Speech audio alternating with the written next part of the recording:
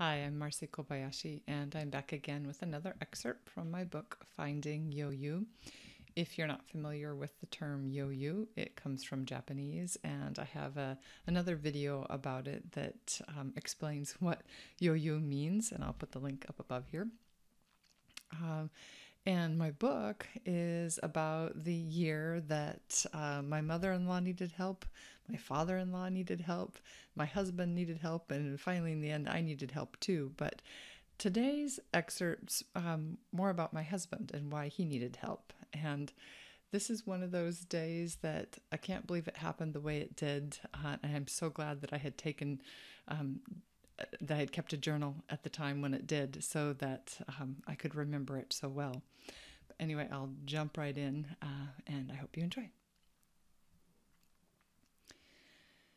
The rest of June flew by and so did July. Then, one Tuesday morning in the middle of August, a woodpecker visited me at 4:30 a.m. and woke me up from a dream. It was perched on the handrail outside and pecking at it with a persistent pock, pock, pock sound that went on for several minutes. Our bed was positioned right next to a sliding glass door and a small balcony facing west towards the mountains. Though we lived close to Mount Takao and could see the green hills clearly, birds rarely visited us up on the 11th floor. I had been dreaming something about web design. It had taken several rounds of pock, pock, pock before realizing that sound wasn't part of my dream and was coming from outside instead. As I sat up to see what the bird looked like, it flew away. I looked over and Akira was still sound asleep. Wide awake now, I got up and made coffee. Sitting in the living room with my coffee in hand, I could still hear the sound of woodpeckers pock, pock, pock in my head. Why had Woodpecker visited me? I had been dreaming when the bird woke me up, but the only thing I could remember about the dream was that I had been building a website. Surely the wake-up call had a deeper meaning.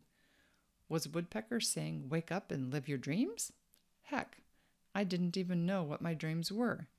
Even so, I felt a tug in my chest, a call to action. I knew I was supposed to do something, but what?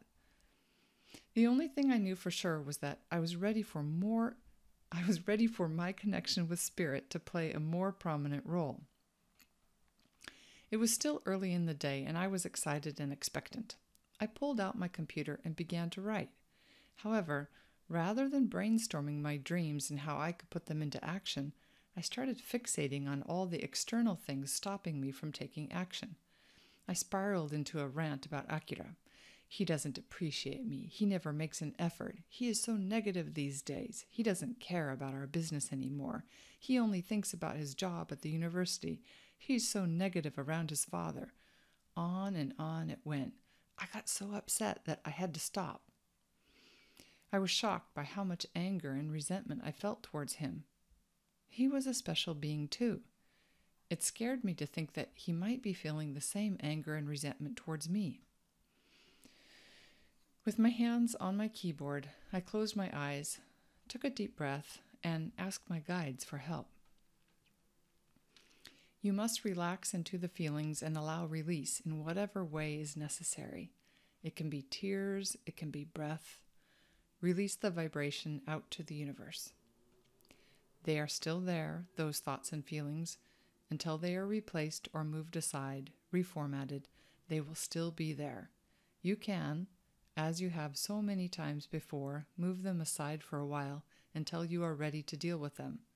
Today is a good example. You need to move them aside for a while. Like a cut that needs time to heal before it is touched again. Let us have some time. You think you don't want to let go, but you will.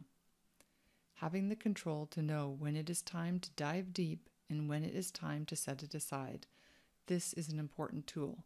You still have to live in this body, in this society, so put it aside for a few days. Just put it aside. After I opened my eyes and read the message a few times, I heard Otosan stirring. I put my computer away and started preparing breakfast. A few minutes later, Akira came out of the bedroom.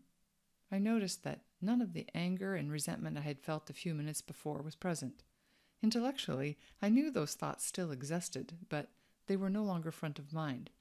I felt good. As I moved around the kitchen preparing the miso soup, I heard woodpeckers. I heard woodpeckers pock pock pock in my head. I smiled to myself, no longer thinking about all the obstacles I had been writing about earlier. My mind buzzed with all the ways I could start exploring my dreams. After breakfast, I went into my office intending to work on the new government contract I had recently bid on. It was related to web design and seemed fitting, considering that the dream I was having when Woodpecker woke me up was about web design. However, before I could get started, Akira asked if I wanted to join him. He was scheduled for a routine colonoscopy. Though I hadn't planned to go with him, I changed my mind at the last minute. He hadn't eaten since the night before and invited me to tag along so we could have a lunch date after the exam. I laughed at myself inside. How funny that I had been so furious with Akira a few hours earlier, and now we had a date. We ended up eating at a little cafe next to the hospital because Akira was asked to come back in the afternoon so the doctor could explain the results of the colonoscopy. It seemed odd and inconvenient, but we didn't think much about it because Akira was in good health these days. Over the years, Akira had struggled with stomach issues like ulcers, acid reflux, and even Helicobacter pylori gastritis. Fortunately, working at the university meant he got to take a full physical every year. He had just had an endoscopy the month before. He was so relieved when the results came back clear that he had postponed this recommended colonoscopy for several weeks.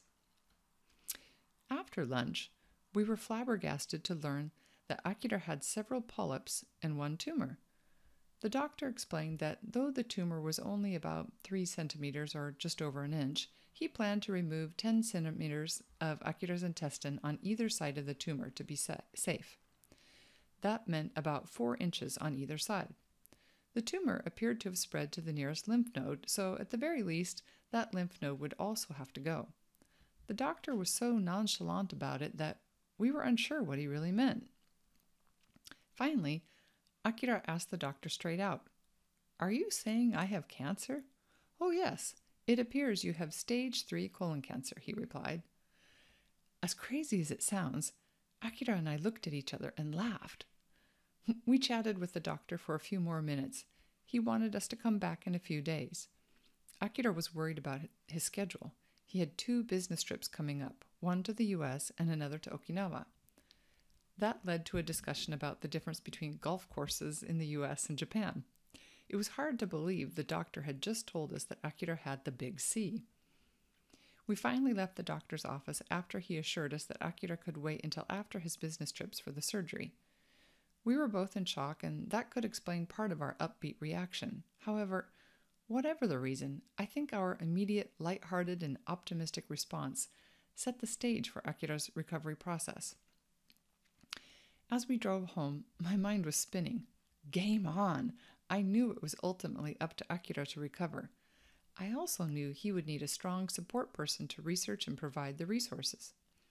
I brushed aside my early morning musings about web design. Clearly, Woodpecker had been a wake-up call for Akira and a call to action for me to support him. Woodpecker did not come knocking for nothing. Okay, and that's all I have for today. Next week, I'll be back more with what we did after that and some of the first things that we did, that Akira did, that I did in the days following. So I just checked with him a few minutes ago, and he agrees that we couldn't believe that we were like so kind of jovial that day, and it's still kind of remarkable that we felt that way.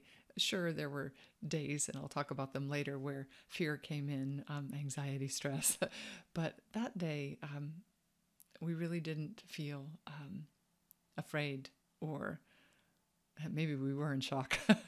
Anyway, I'll stop there for now. If you'd like to hear the rest of the story, be sure to subscribe so you'll know when the next excerpt's out, though I actually do post once a week, so check back again in a few days to see the next one. Bye for now.